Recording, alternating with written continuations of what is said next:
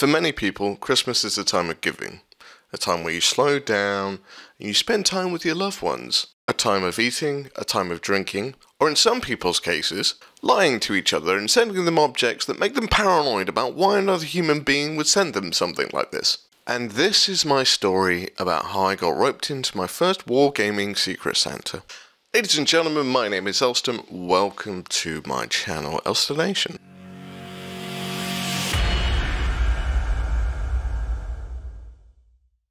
Now, straight off the bat, I've lied to you. Christmas being the season of deception and all that jazz, I didn't get roped into it. I got invited into it by this beautiful Seth Rogen looking human being. Ben from Benji's Hobbies orchestrated all of this.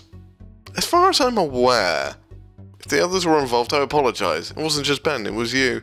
But if not, it was just Ben, and you can all suck it.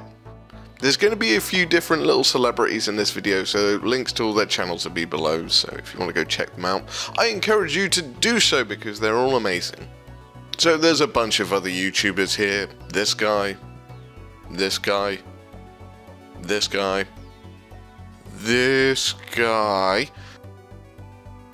this guy, and this guy. And I was given the opportunity to send one of these wargaming YouTubers a present.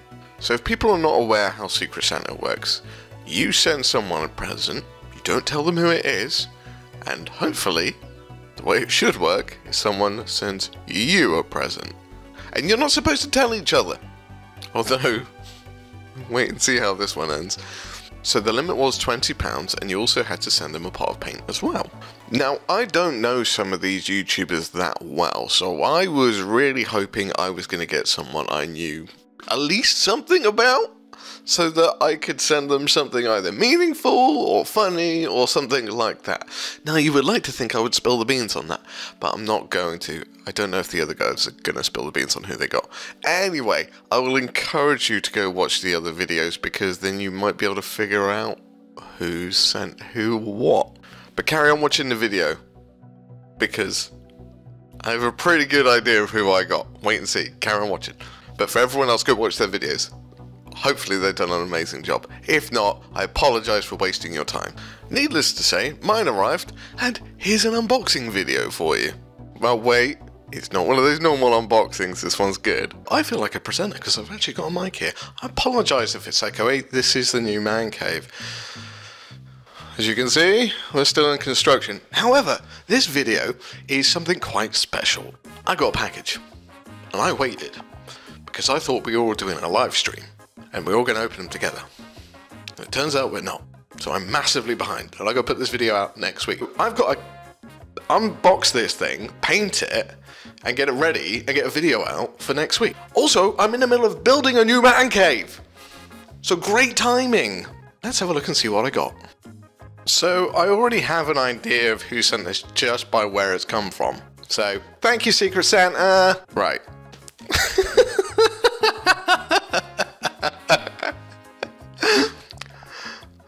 Well done for marking the box!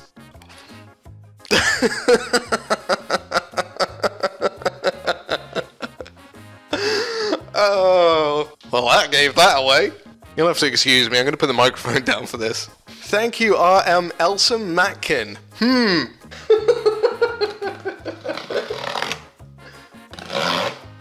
Mr. Super Organised. Oh, I need to change the blades on this knife. Right, what have we got here? It's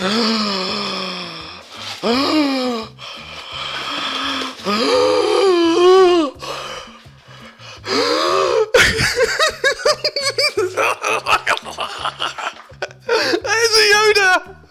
Oh, it's amazing! It's Yoda! Oh! Right, I definitely know who got this for me. I definitely know.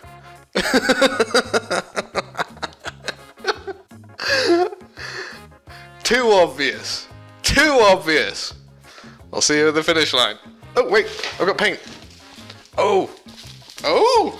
Oh. This might be the perfect paint as well. It's very bright. I can see it through the bubble wrap. That is a very bright green. Whoop. Very bright green.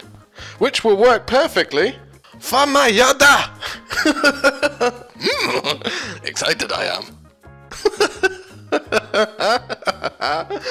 Oh, thank you, Santa. That's amazing. I am so happy about this because I collect clones as well for Star Wars Legion, so this is perfect. Thank you. Right, let's get on to painting it. Now, whoever got me my present actually got me something quite thoughtful, so thank you, Santa. I kind of wish I put that kind of thought into my present. So, since I'm a short guy and I have sticky out ears, it's possible that the present I was given may seem a little bit callous, but to be honest with you, it's Grandmaster fucking Yoda. Now, since someone went through the effort of buying me something that had a resonant bond with me as well, I want to put a lot of effort into this one. I didn't want to make this a quick 5-minute paint job. I actually wanted to put a decent amount of effort and push my boundaries as a painter as well. And also because I haven't been able to buy any fucking minis this year because of a stupid fucking New Year's resolution, which I'm getting off with, but I'm fucking happy that it's about to fucking end. Anyway, here's how I painted it.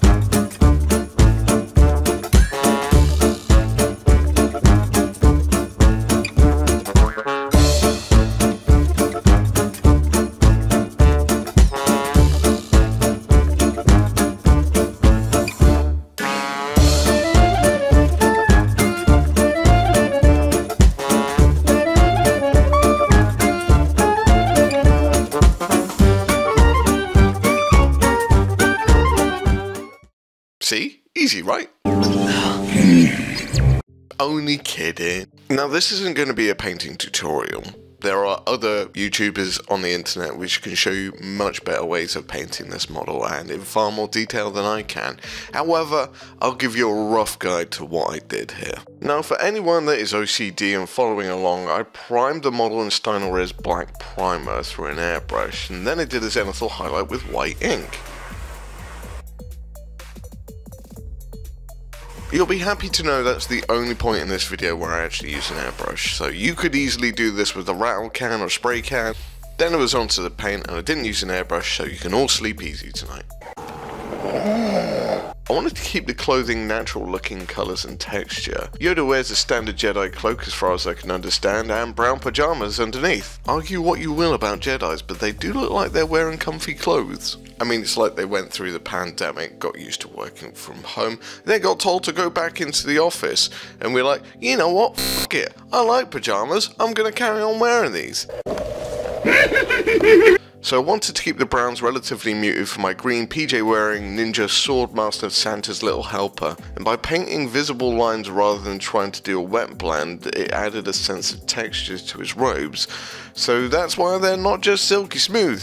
I thought this might take a while, then I realised even though there are two models, they are stupidly small, so this didn't take long at all. The green in the skin was a little bit more tricky to figure out.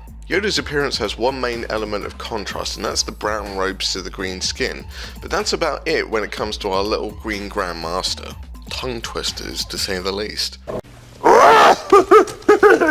As it's browns and greens for him, Yoda's contrast comes from around him and the situation he's in. If there are a load of people, he stands out mainly because he's a short ass and he's got green skin. In a world of giants, the one that stands out is the normal man. At least that's what I'd like to keep telling myself. So instead of sticking with scale color line, I decided to pivot a little bit and go for some more satin effects as well, just to try and add a little bit of different texture when it comes to our little green man.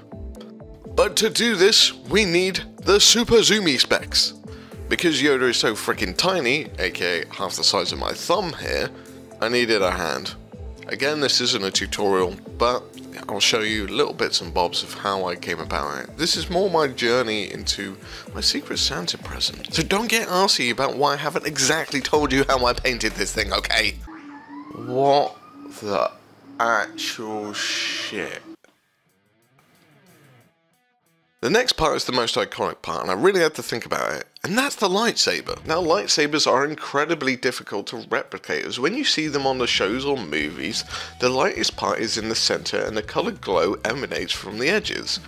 However, no matter what angle you look at with the lightsaber, the effect still stays the same. But how do you apply that to a 3D object? The answer is you don't. You cannot replicate a light source like this without actually creating the light source, aka LEDs. But this is far too tiny to pull off, and it'd be a waste of the paint I was given. The paint was from the Vallejo game color line, and Secret Santa Pickle got me fluorescent green, which was perfect. After applying a couple of coats, I was happy, but I thought I could do a little more. So I decided to add some white to the tip of the saber, and then blend it into the green. To be honest, I could have picked either way. I could have picked the top or the bottom. However, I thought if the attention was drawn to the tip rather than down to the base, where effectively you would be drawn to look at his hand rather than anything else. Now, looking at his tip rather than his hand is definitely an innuendo, which I'm going to put in this video. I'm not entirely sure how I'm going to sort it in, but my childlike mind has to do this. So, enjoy. If you've tried painting lightsabers before and done different effects, please let me know in the comments below. I'm actually really intrigued to find out how it turns out.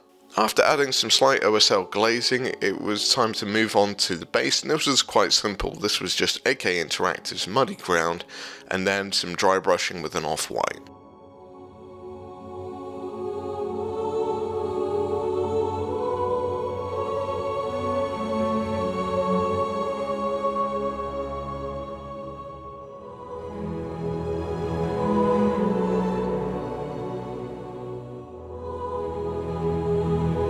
Then to paint the rim of the base, and we're done. There are a bunch of details which I didn't put into the video, but it's not really a tutorial, more of an experience that I wanted to share with you all.